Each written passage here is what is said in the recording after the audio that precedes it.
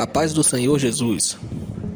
A inspiração divina da Bíblia é um assunto que tem sido discutido por 2000 anos. Desde que as palavras de 2 Timóteo capítulo 3, versículo 16, toda a escritura é divinamente inspirada, foram escritas.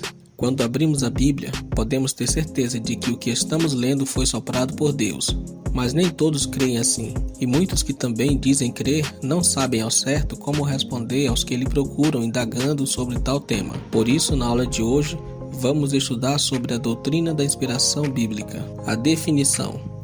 Preliminarmente, vale conceituar que a inspiração divina, segundo o Dicionário Teológico da CPAD, é a ação sobrenatural do Espírito Santo sobre os escritores sacros, que os levou a produzir de maneira inerrante, infalível, única e sobrenatural a Palavra de Deus, a Bíblia Sagrada. Na Declaração de Fé das Assembleias de Deus no Brasil está assentado que cremos na inspiração verbal da Bíblia Sagrada, única regra infalível de fé normativa para a vida e o caráter cristão. O saudoso pastor Antônio Gilberto ensina em sua célebre obra A Bíblia através dos séculos que o que diferencia a Bíblia de todos os demais livros do mundo é a sua inspiração divina, e é por isso que ela é chamada de a Palavra de Deus. A inspiração divina é a influência sobrenatural do Espírito Santo como um sopro sobre os escritores da Bíblia, capacitando-os a receber e transmitir a mensagem divina sem mistura de erro, escreveu o pastor Antônio Gilberto. É fato notório que, entre nós cristãos,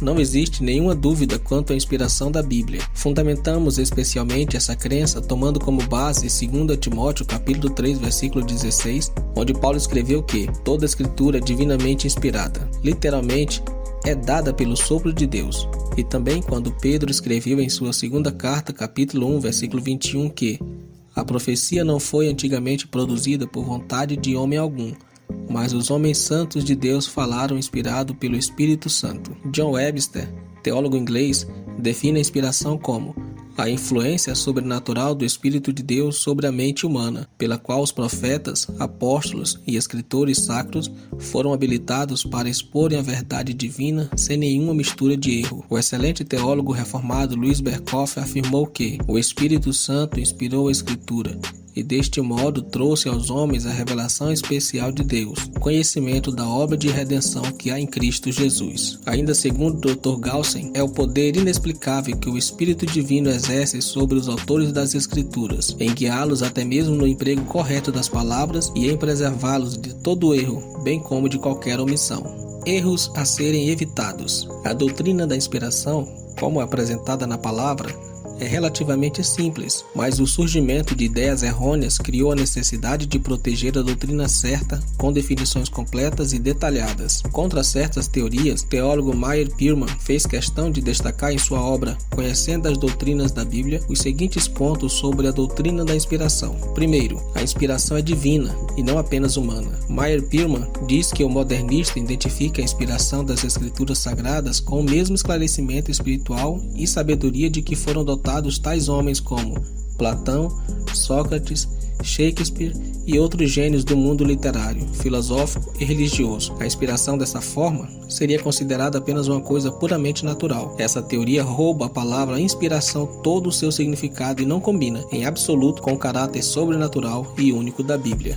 Segundo, a inspiração era viva e não mecânica. A inspiração não significa ditado, no sentido de que os escritores foram passivos, sem que tomassem parte as suas faculdades no registro da mensagem. Embora sejam algumas porções das escrituras ditadas, como por exemplo os 10 mandamentos e a oração dominical, a própria palavra inspiração exclui o sentido de ação meramente mecânica, e a ação mecânica exclui qualquer sentido de inspiração. Por exemplo, um homem de negócios não inspira sua secretária ao ditar-lhe as cartas. Deus não falou pelos homens como quem fala por um alto-falante. Antes, seu divino espírito usou as faculdades mentais, produzindo desta maneira uma mensagem perfeitamente divina, e que ao mesmo tempo conservasse os traços da personalidade do autor. Embora seja a palavra do Senhor, é ao mesmo tempo, em certo sentido, a palavra de Moisés ou de Paulo. O fato de haver cooperação divina e humana na produção de uma mensagem inspirada é bastante conhecido, mas como se processa esta cooperação é mais difícil de explicar. Se o entrosamento de mente e corpo já é um mistério demais demasiado grande, mesmo para o homem mais sábio, quanto mais não é o entrosamento do Espírito de Deus e o Espírito do homem. Terceiro, a inspiração foi completa, e não somente parcial. Segundo a teoria da inspiração parcial, os escritores seriam preservados do erro em questões necessárias à salvação dos homens, mas não em outras matérias como sejam história, ciência, cronologia e outras semelhantes. Portanto, segundo essa opinião, seria mais correto dizer que a Bíblia contém a palavra, em lugar de dizer que é a palavra de Deus. Essa teoria nos submergiria num pântano de incertezas, pois quem pode, sem equívoco, julgar o que é e o que não é essencial à salvação? Onde está a autoridade infalível que decida qual parte é a palavra de Deus e qual não é? E se a história da Bíblia é falha, então a doutrina também o é, porque a doutrina bíblica se baseia na história bíblica. Finalmente, as escrituras mesmas reivindicam para si a inspiração plenária. Cristo e seus apóstolos aplicaram o termo palavra de Deus a todo o Antigo Testamento. Quarto, inspiração foi verbal e não apenas de conceitos. Segundo outra teoria, Deus inspirou os pensamentos, mas não as palavras dos escritores. Isto é, Deus inspirou os homens e deixou ao critério deles a seleção das palavras e das expressões. Mas a ênfase bíblica não está nos homens inspirados,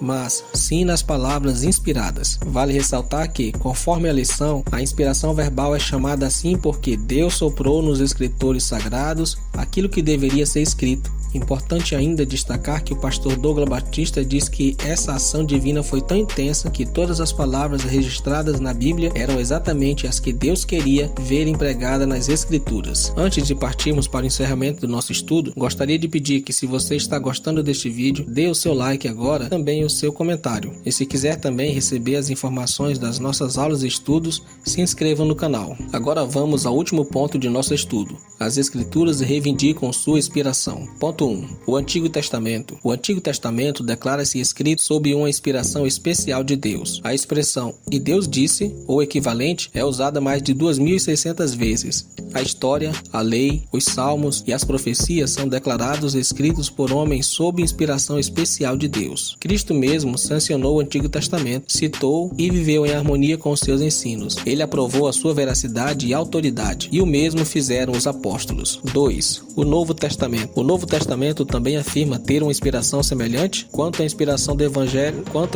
dos evangelhos é garantida pela promessa de Cristo de que o Espírito traria à mente dos apóstolos todas as coisas que ele lhes havia ensinado, e que o mesmo Espírito os guiaria em toda a verdade. Em todo o Novo Testamento, ele se declara uma revelação mais completa e clara de Deus do que aquela dada no Antigo Testamento, e com absoluta autoridade declara a abrogação das leis antigas. Portanto, se o Antigo Testamento é inspirado, a mesma inspiração deve ter o Novo. Parece que Pedro procura colocar as epístolas de Paulo no mesmo nível dos livros do Antigo Testamento, em sua carta 2 Pedro capítulo 3, versículo 15 e 16, e Paulo e os demais apóstolos afirmam falar com a autoridade divina, conforme seus escritos.